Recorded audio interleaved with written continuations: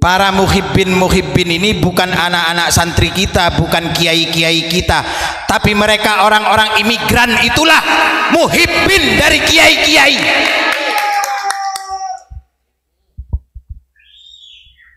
Karena adanya kiai-kiai ini, mereka berani berlindung.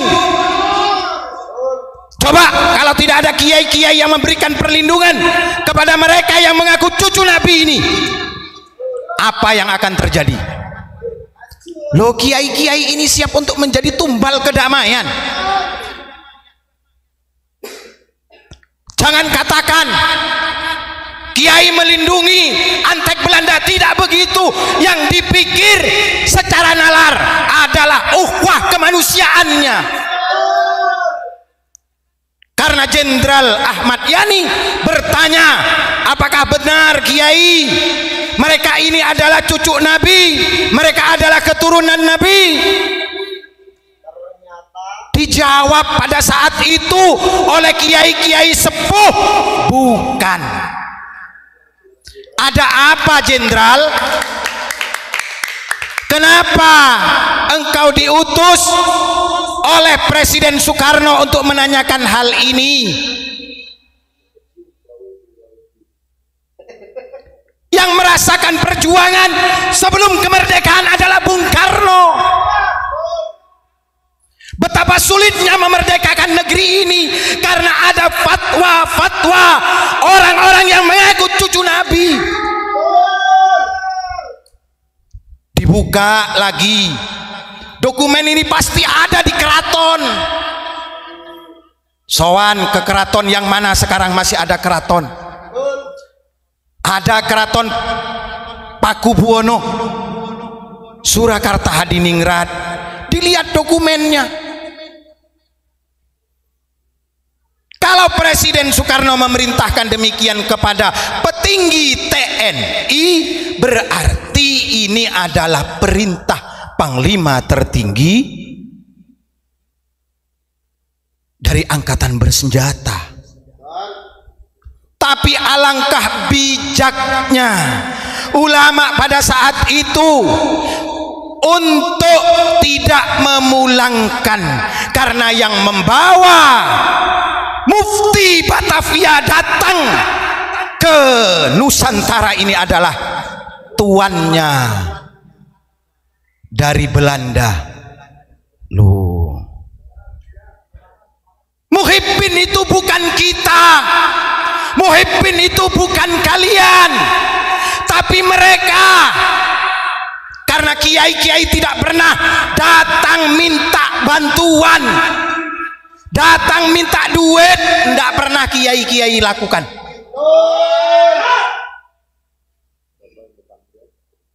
Jangan dibolak-balik. Berarti apa? Engkau sebagai tuan rumah di negeri ini wajib menghormati tamu, melindungi tamu. Sekarang tamumu berulah seolah-olah merekalah majikan di rumahmu.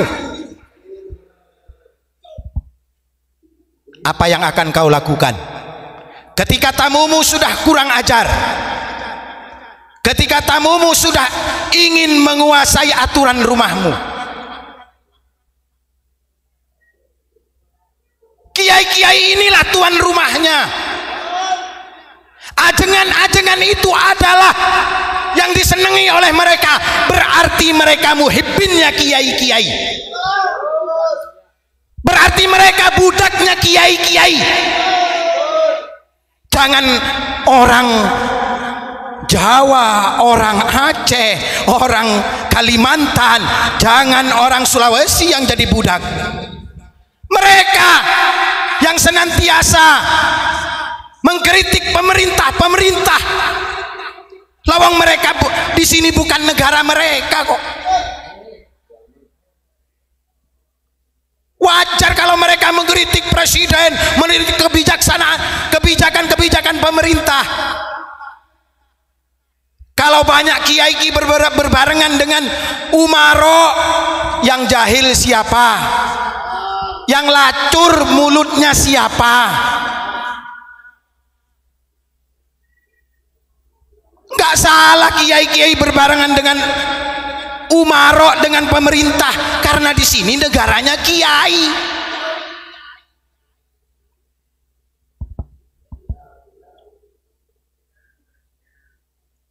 Maka kami berharap ketika konflik ini tidak bisa terselesaikan, pemerintah harus turun tangan.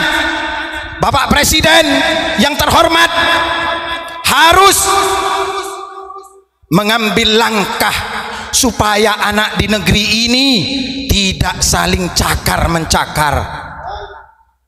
Ini ketika dihadapkan orang Jawa lawan dengan orang Jawa, enak dong mereka.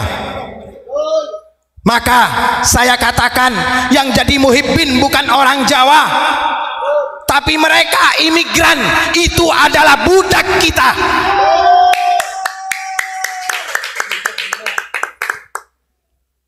Coba aja ditelusuri, di mana makam leluhur-leluhur mereka di tanah air ini.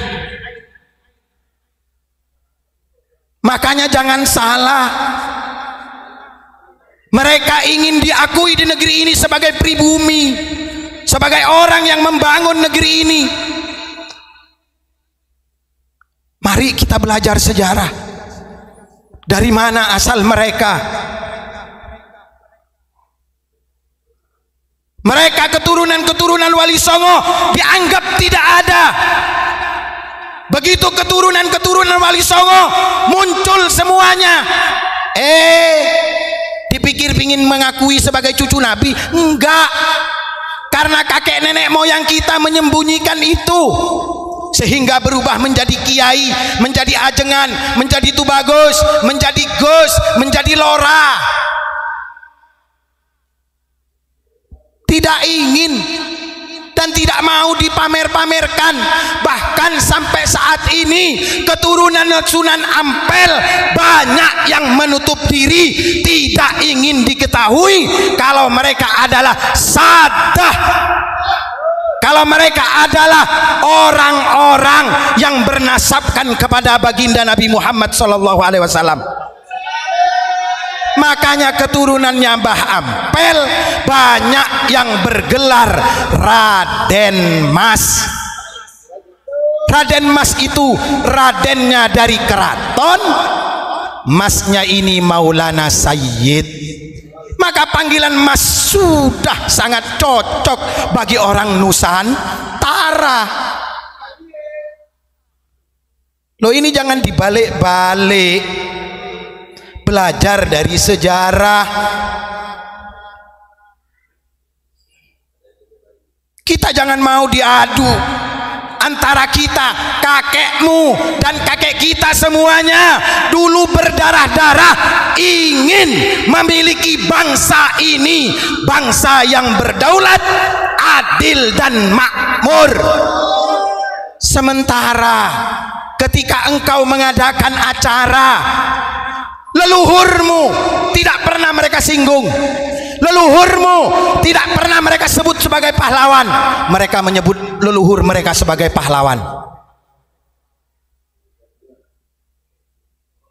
Saya berharap, ini harapan dari saya yang bodoh ini, semoga wakil presiden kita Kiai Haji Ma'ruf Amin mau mengambil langkah untuk mengislahkan, mencari titik temunya.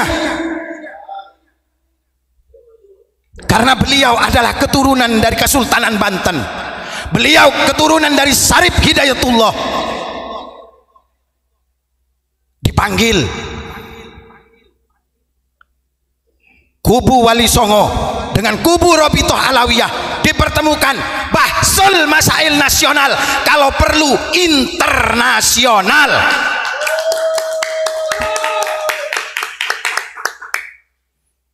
Harus, kenapa kok harus Abuya Kiai Haji Ma'ruf Amin?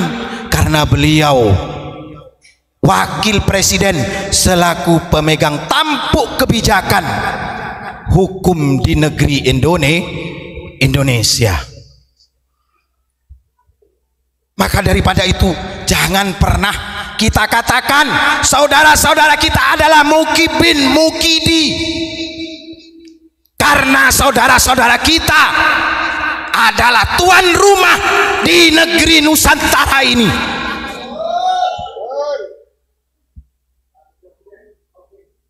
Bisa dilihat jejaknya. Ini NU dengan NU berperang. Ada yang mengatakan NU-nya tidak seperti NU-nya Mbah Hasyim Asy'ari. Ini zamannya bukan zamannya Mbah Hasyim. Di zaman era tahun 1960-an sudah dijawab. Mari kita introspeksi. Siapa yang pantas menjadi tuan rumah sesungguhnya di negeri yang telah dibangun oleh nenek moyang kita, oleh sesepuh-sesepuh kita, oleh para pahlawan-pahlawan kemerdekaan Republik Indonesia, dari Aceh sampai ke Tidore. Cut Nyak Dien diasingkan oleh Belanda, ditangkap oleh Belanda. Tengku Umar dibantai oleh Belanda. Sisingamaraja dihabisi. Tuanku Imam Bonjol, perang Patri Berkobar, ini diakui sebagai leluhur mereka. Sakjane sing genah iku sampean opo sampean?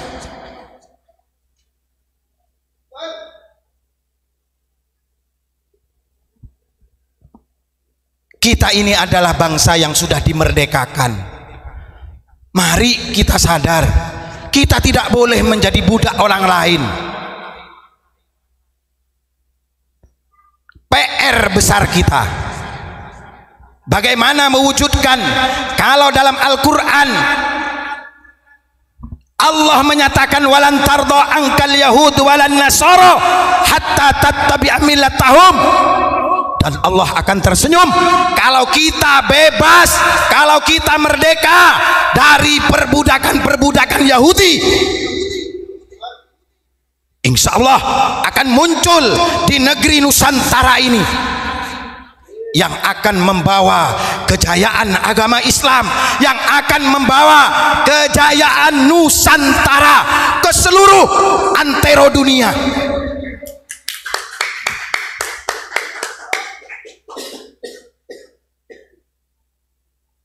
Dari itu, saudara-saudaraku semuanya, kalau pada saat ini banyak sekali yang mengejek, banyak sekali yang memperolok-olok dari apa yang diucapkan oleh Abu Ya Ghufran Al-Bantani, wajar kalau menurut saya. Karena apa? Pepatah sudah mengatakan kalau tidak kenal maka tidak sayang, kalau tidak sayang maka tidak cinta. Itu apa bahasa Suryani? Enggak ada bahasa Suryani, enggak ada. Ya wes sakarepmu.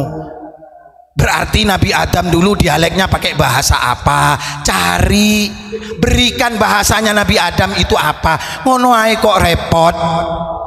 Lah terus kenapa kok Nabi Muhammad memerintahkan kepada juru tulisnya untuk mempelajari bahasa Suryani, bahasa Ibrani? Karena Al-Quran diturunkan oleh Allah tidak semuanya menggunakan bahasa Arab. Apa yang diucapkan oleh Abu Yamamah Ghufran setiap beliau berdoa, setiap beliau bermunajat, itu bukan bahasa Suryani, bro. Bahasa Suryani beliau tertuang dalam kitab. Nah, kalau sampean penasaran, datang, buktikan. Pondok pesantren Unik itu kecil. Datang sampean, tanyakan ke negara, tanyakan ke TNI, apa jasanya Ghufran?